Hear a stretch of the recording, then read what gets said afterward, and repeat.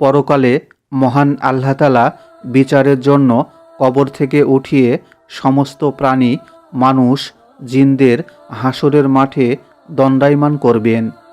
পৃথিবী হবে হাসরের মাঠ।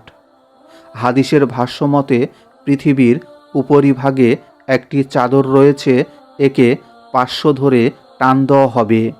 ফলে গাছপালা, পাহাড় পর্বত সাগরে পতিত হবে, অতঃপর সমতল হয়ে যাবে। আল্লাহ তাআলা কোরআনে ইরশাদ করেন, আর আমি জমিনের উপরিভাগকে বিচার দিবসে উদ্ভিদশূন্য মাটিতে পরিণত করে দেব। সূরা কাহাব আয়াত 8। হাসরের মাঠে মানুষ খালি পায়ে বস্ত্রহীন হয়ে উঠবে। কারো শরীরে কোনো কাপড় থাকবে না।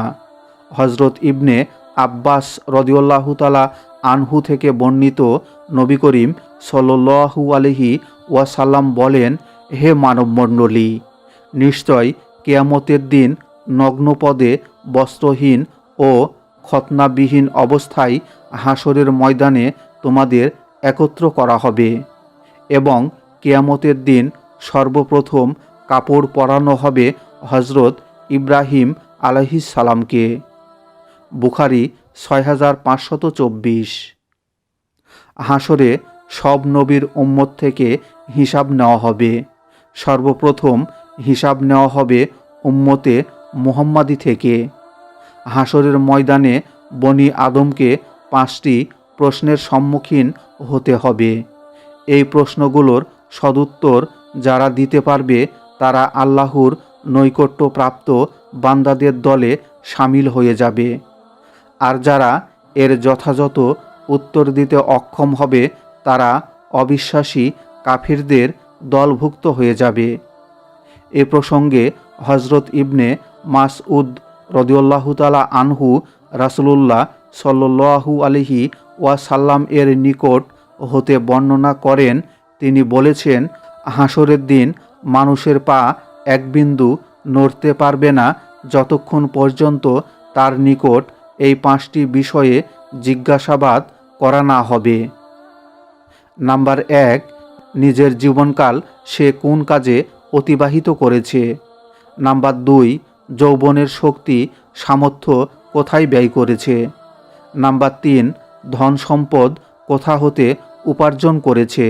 নাম্বার 4, অর্জিত ধন সম্পদ কোথায় ব্যয় করেছে। এবং নাম্বার 5, দিনের যতটুকু এলম অর্জন করেছে সে অনুযায়ী কতটুকু আমল করেছে। জামে তিরমিজি 4/2416।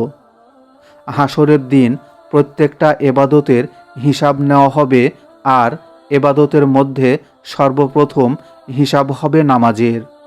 হযরত আনাস ইবনে মালিক রাদিয়াল্লাহু তাআলা আনহু থেকে বর্ণিত হয়েছে, রাসূলুল্লাহ সাল্লাল্লাহু আলাইহি ওয়াসাল্লাম বলেন, কিয়ামতের দিন বান্দার সর্বপ্রথম হিসাব নেওয়া হবে নামাজের। যদি নামাজ ঠিক হয় তাহলে তার সব আমল ঠিক, আর নামাজ যদি নষ্ট হয় তাহলে সব আমল নষ্ট। আল মুজামুল কাবির তাবরানী 240।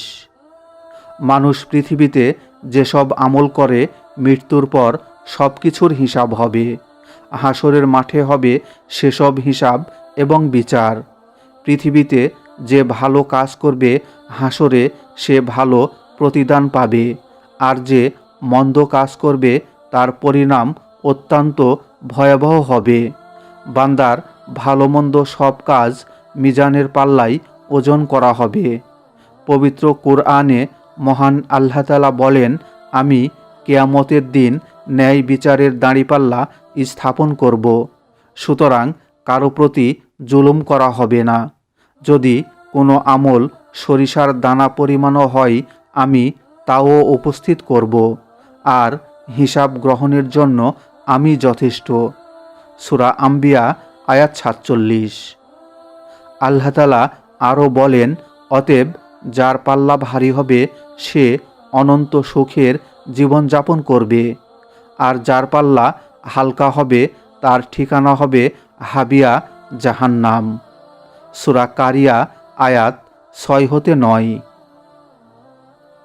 মহান আল্লাহ তাআলা আমাদেরকে বেশি বেশি নেক আমল করার তৌফিক দান করুন। আমিন।